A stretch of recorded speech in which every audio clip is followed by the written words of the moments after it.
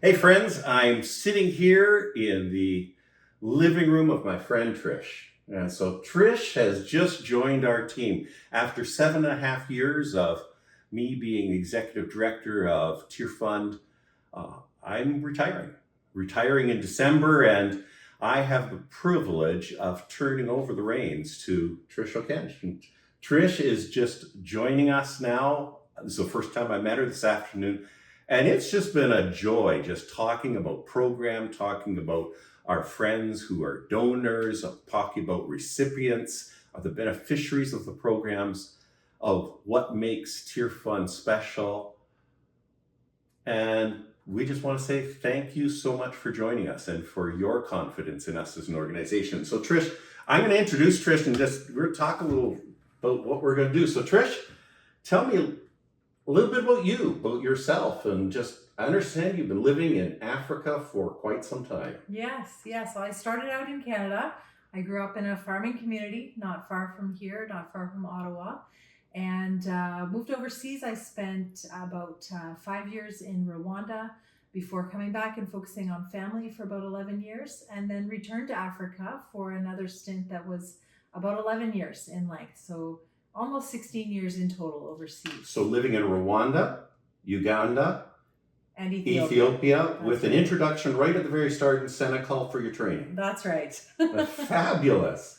And a whole series of roles that you started off as a field worker and then moving right up through the whole organization. Right, so I've had experience at a lot of different levels in the organization with progressive increases in responsibility. My most recent roles are as country director of large organizations in Uganda and in Ethiopia. I've spent the last 9 years of the time that I've been working overseas as a country director. Wow. Now, one of the things that the board was really attracted to was your management experience of managing a large team. But on top of that, you really know about program. Well, as you mentioned, I've worked my way through programs into leadership positions. And so I definitely have a good foundation in a lot of different programming. In fact, many of the programs that I'm very accustomed to are programs that Tearfund specializes in as well. So? Conservation agriculture being one of them. Definitely a passion of mine, both in my personal life and professionally. I've learned a lot about conservation agriculture. I've written proposals involving conservation agriculture and super passionate about that. So the Nature Plus program, for example, that I know Tearfund is involved in, I'm really excited to be able to take that to the next level. And then women's savings groups. Oh, that's foundational. That incorporates everything from livelihoods to financial investment and whatnot, as well as gender issues, empowering women to take control of finances and the impact that has on their family, on their own ability to provide and to be sustainable within their own networks and whatnot. Really exciting work in savings groups. And it provides dignity, self-esteem, and where people don't work together in community, especially if they're broken up by ethnic or religious backgrounds, all of a sudden together, brokenness is made whole. Absolutely. So social cohesion being a really big part of that as well, where trust is built among groups, among individuals, even among the different family members. We've seen huge impacts made in the trust between even the wife and the husband, when the wife is able to take some decision-making power within her family, and those dynamics that begin to shift as well. Good. Now, one of the issues in much of the global south and Africa is the whole issue of humanitarian aid. Because of either disaster, because of having to move, because of conflict, moving away from home. But you've also been involved in those kind of programs. Absolutely. In fact, I have a particular passion for humanitarian assistance. I feel like if people's dignity right from the outset of a disaster isn't preserved, how can we possibly think that we're just going to come in at a later date and somehow be able to minister to them and be able to have an impact when we were absent at the time of their most critical need? So I feel a particular soft spot in my heart for people who are going through calamities. I even have my own story of calamity and the ministry that's happened in my own story, which I can talk about later. But I feel like that's all part of maybe why I'm very passionate about humanitarian assistance. So, why did you want to apply for working with Tearfund Canada in the role of executive director of this organization? Yeah. Well, I've had the privilege of working with Tearfund in Ethiopia as both a partner and also just working very closely alongside them, even not in a funding relationship, but in parallel as we work in communities. And one of the things I noticed about Tearfund, and I've come to confirm in our conversations and in the time that I've spent researching Tearfund, is just the impact that it has in encouraging the local church, in unleashing the power that the local church has in its communities. I personally think that it is a very sustainable approach. I think it's very biblical to have the church be the lead in ministering to people in their time of need, be it in a humanitarian capacity or in a more development capacity. I believe that this is the intended role of the church from the outset. And the model that Tearfund uses, working through local churches, not importing or even insisting on outside skills being brought in, but rather looking at what's available. We talk about what do people have in their own hands? What do they have available? And sometimes it's just bridging a resource gap that makes all of the difference. And if a resource gap is bridged, then the local church's power is unleashed and they're able to meet so many I'm more out of a needs. job already. I don't need to wait till September. You're telling our story about the church being the catalyst of change in the community. Mm-hmm. And when the only social service agency that is been there for the last 50 years and will be there until Jesus comes is the church, not government. Not been there for 50 years, been there for thousands of years. You're right. Been there for thousands of years, and we project will continue to be there. I mean, regardless of what happens, the church has always had a consistent presence and a consistent impact. And I also believe it's very important for churches in the North to learn from churches in the global South. And there can be such a rich exchange of experience and strength between those relationships. That's another thing that I'm very excited about. And when resources are limited, we do have the ability to give. But the wonderful thing is that in spite of lack of resources or way too much resources, we need to see what God is already doing. Right. Well, of course, we know that the tagline for Tearfund is following Jesus where the need is the greatest. And so obviously Jesus and God, they're already working in these communities. It's our job to open our eyes, to see, to ask for revelation. What is the movement of God at this point? Where is Jesus leading us? And then follow him into those areas of greatest need. Now, I've had the privilege of being in your home for much of today, and as we've been sitting here and seeing your son in a wheelchair, you've been through quite the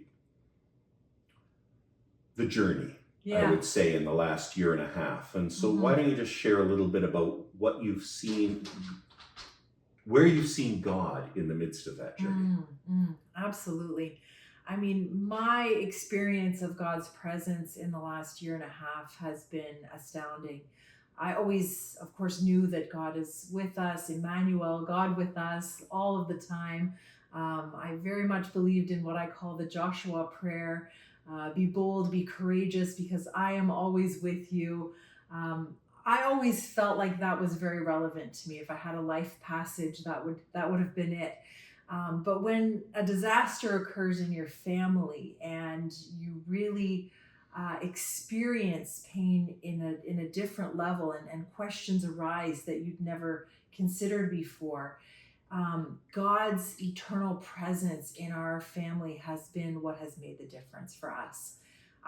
My son was a Division I basketball player on a scholarship in Nebraska, I was in Ethiopia as a country director in a large organization there, and I got that phone call that no parent ever wants to get, that their son had been in an accident. Stefan was the passenger in a vehicle and had suffered a spinal cord injury, and he went from being this incredible athlete, this elite athlete, to a quadriplegic. In fact, the surgeons at the time said that he felt like there was a 5% chance of any physical improvement whatsoever. And so the dramatic change in our family at that point can't hardly be described. I had to abruptly leave everything in Ethiopia and return to become a primary caregiver within the family.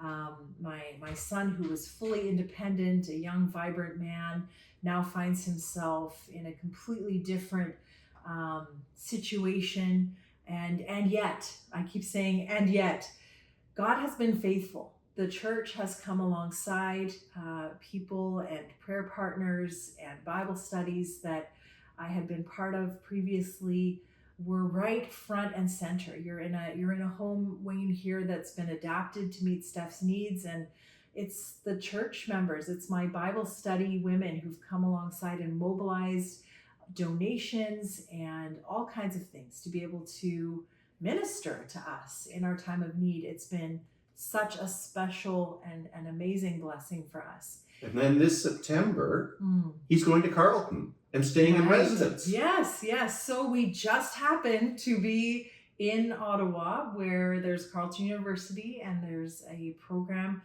for housing people with severe handicaps, severe physical and all kinds of handicaps, actually. And they are able to have a completely assisted living situation for him, where he's able to stay in residence at Carleton, which is just 10 minutes away from where this house was purchased. And you think about miracles, and here he is going for a business degree as a quadriplegic.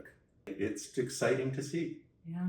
And so here we are today, and as Trish and I have sat here and we've talked, we've laughed, excited to see what will happen in the future. So Trish comes on board officially on September the 1st to take over as the new executive director of Tearfund Canada. I then, that day, become a volunteer, working for my new boss. And so I'm looking forward to it and seeing what God has in store for my wife and my family as we move forward, but knowing that God has a plan.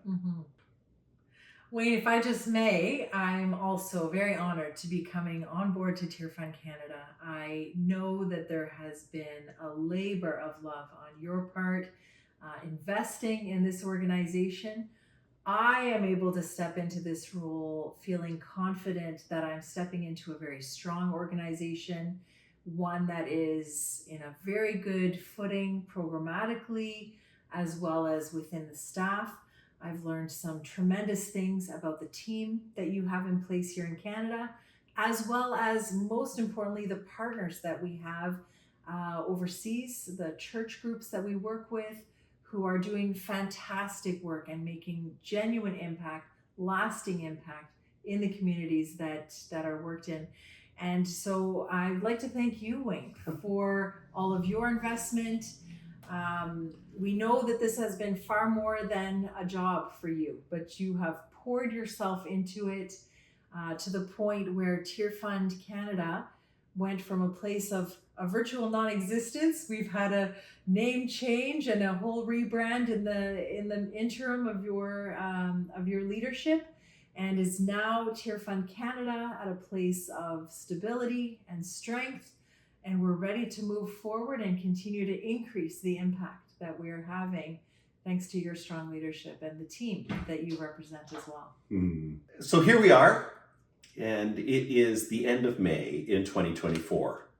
Back about a year and a half ago, I tendered my resignation to the board and gave them time so that they could plan ahead to find the right person to lead. And I'm confident that Trish is that person that God has provided this organization with, but also provided our partners with, and provided those people who are broken and facing difficulties for breaking out of a world that is struggling.